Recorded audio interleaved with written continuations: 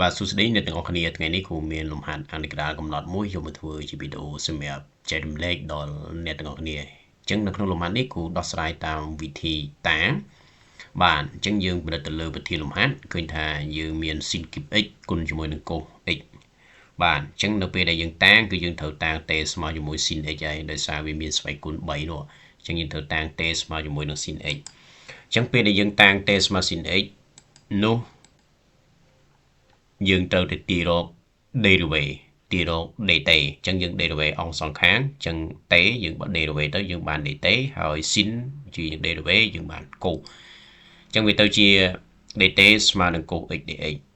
បាទអញ្ចឹងតែប៉ុណ្្នឹងទេយើងអត់មានទាញតំណាទៀតទេដោយសារយើងផលិតទៅលើប្រធានយើងឃើញថាកន្លែង sin x យើងដូរដាក់ t ដល់ពេល sin kip យើងដូរដាក់ t kip ទៅហើយ cos x dx គឺវាស្មើជាមួយនឹង dt អញ្ចឹងវាបានបំបត្តិហើយក៏ប៉ុន្តែ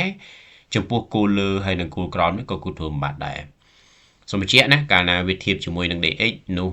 0វាជាតម្លៃ x ផាយលើ2វាជាតម្លៃ x អញ្ចឹងនៅពេលដែលយើងបដូរអថេយើងចង់ដឹងតម្លៃ t វិញតើនៅពេលដែល0វាដូរទៅអីដែរ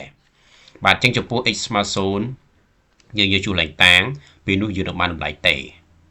បាទអញ្ចឹង t ស្មើ sin 0ហើយ sin 0គឺស្មើ0អញ្ចឹងកន្លែង0របស់ x ដូរដាក់0ជាតម្លៃរបស់ t វិញបាទអញ្ចឹងផាយលើ2ម្ដងនៅពេលដែល x ស្មើផាយលើ2យើងជួសជុលកន្លែងតាំងដែរអញ្ចឹងវាទៅជា t ស្មើ sin ផាយលើ2ហើយ sin ផាយលើ2វាស្មើ1បាទអញ្ចឹងតម្លៃ0និង1ត្រូវបានបដូរនៅកន្លែង0ហើយនឹងផាយលើ2នេះ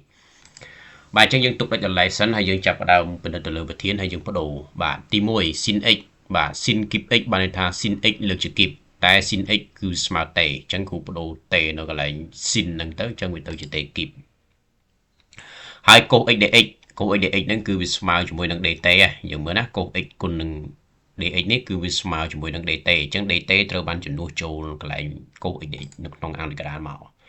បាទអញ្ចឹង0ហើយនឹងផាយលើ2គឺត្រូវបដូរដែរចំពោះ0គឺយើងបដូរដាក់0ដដែលចំពោះផាយលើ2យើងដូរដាក់1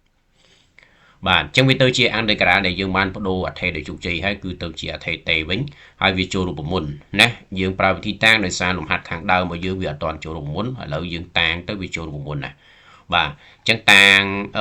ពេលដែលយើងបានតេគីបពេលដែលចេញពីអាំងគឺត្រូវតែស្វ័យគុណវាឡើងមួយលេខឡើងដល់ណាចែកដល់ហ្នឹងអញ្ចឹងបានន័យថាតេសេគុណ4ចែក4ពេលដែលយើងចេញមកពីអនុក្រាលអូខេហើយ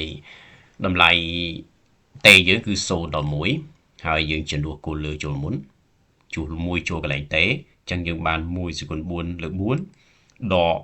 0សេគុណ4លើ4បាទអញ្ចឹងដក0លើ4អញ្ចឹងយើង0ចែក4បាន0ហើយអញ្ចឹងនៅសល់1លើ4បាទអញ្ចឹង1លើ4នេះគឺជាចម្លើយរបស់អនុក្រាលកំណត់របស់យើងអញ្ចឹងវាមានភាពងាយស្រួលទេគូគិតថាពួកយើងក៏អាចធ្វើបានដែរប៉ុន្តែជាការរំលឹកឡើងវិញតិចទេ